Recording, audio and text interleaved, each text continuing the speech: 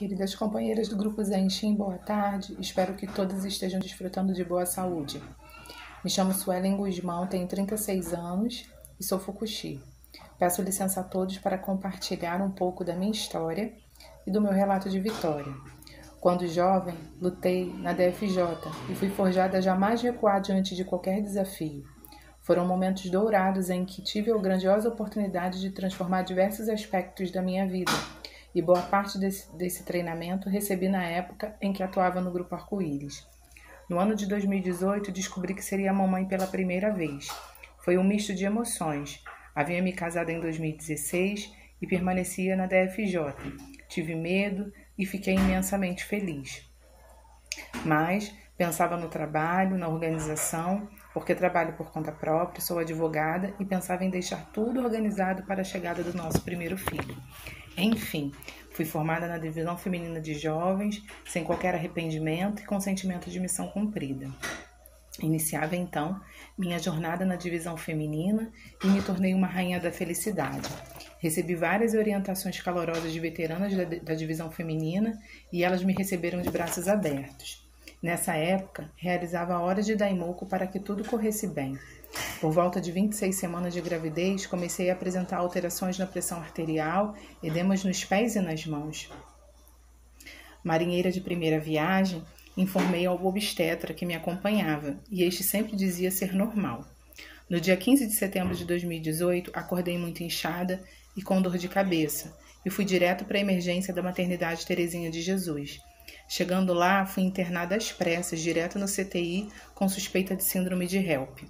Assim iniciou a minha manifestação kármica, e foram 17 dias internada, onde os médicos diziam aos meus familiares que estavam fazendo de tudo para me salvar, mas que meu estado de saúde era muito grave, com os rins quase paralisando, água na pleura e a pressão alta. Porém, meu estado clínico não condizia com o quadro, pois eu orava ainda mais daimoku. Às vezes, realizava o gongyo por mais de 3 vezes ao dia, pois eu não tinha noção do tempo. Estive lúcida em todo momento e pude renovar meu juramento naquele local. No dia 24 de setembro de 2018, fui submetida a uma cesárea de emergência. Minha filha nasceu com um choro tão forte que tenho gravado até hoje. Ela era muito forte. Nasceu com apenas 400 gramas. Retornei ao CTI e 7 dias depois fui reabordada, pois apresentei hemorragia interna. Os médicos que me acompanharam foram enviados pelos deuses budistas e, após 6 horas de cirurgia, informaram que o procedimento foi um sucesso. Retornei ao CTI e o obstetra que assumiu o meu caso, Dr. Flávio, a quem tenho eterna gratidão, me informou que preservou meu útero e que eu poderia ser mãe quantas vezes eu quisesse. Grande vitória! Após o parto, meu organismo começou a responder melhor e tive alta para o quarto. Então fui à UTI neonatal conhecer minha filha, mas senti naquele momento que ela não sobreviveria. No dia 3 de outubro de 2018, às 3h30 da manhã, minha filha cumpriu sua missão nessa existência. Foi um dos piores momentos da minha vida, mas decidi viver meu luto e me levantar. Eu precisava ser forte para recomeçar e dar força para o meu marido e familiares. Recebi alta, fui para casa para terminar de cumprir o resguardo. Cheguei em casa, abri meu oratório e agradeci ao Goronzo pela oportunidade de estar viva. E foi nesse momento que compreendi que eu não poderia lamentar, pois minha filha havia salvo a minha vida e essa é a missão do Fukushi, salvar a vida dos pais. Fiz todas as revisões e em 7 dias não precisei mais tomar remédio de pressão. Minha pressão havia se normalizado. Nessa altura, eu e meu marido realizávamos daimoku, líamos o Gosho e decidimos não pintar o quartinho do bebê de branco. Doei o enxoval e a loja que eu havia comprado os móveis aceitou a devolução e devolveu o valor que paguei. Aos poucos, dávamos prosseguimento em nossas vidas. Recebi visita da divisão feminina e nessa visita recebi orientação que me impulsionou ainda mais.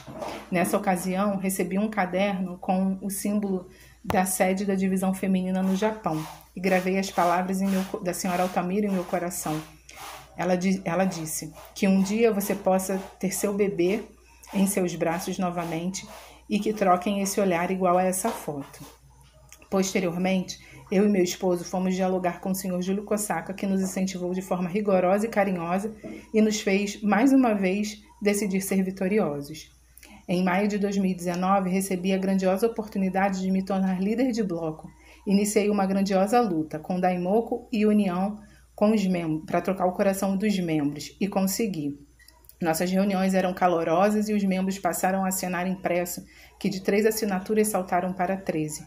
Os membros participavam dos Daimokos e começaram a relatar suas vitórias e concretizamos muito chacubuco. Nessa mesma época, o médico havia me liberado para engravidar novamente, mas perdi 2 bebês.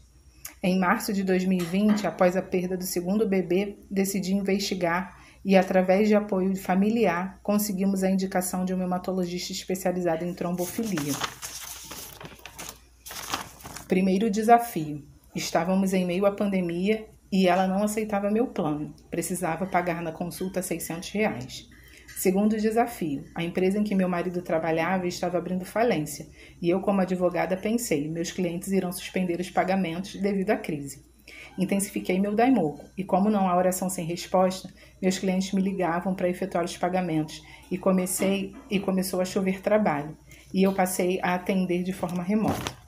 Conseguimos pagar a consulta sem sofrimento. Terceiro desafio. Precisava realizar exames genéticos e precisei mudar de plano de saúde. O plano de saúde não cobria os exames genéticos porque eu precisava cumprir as regras da Agência Nacional de Saúde. E eu não preenchia. Precisava pagar R$2.500 pelos exames.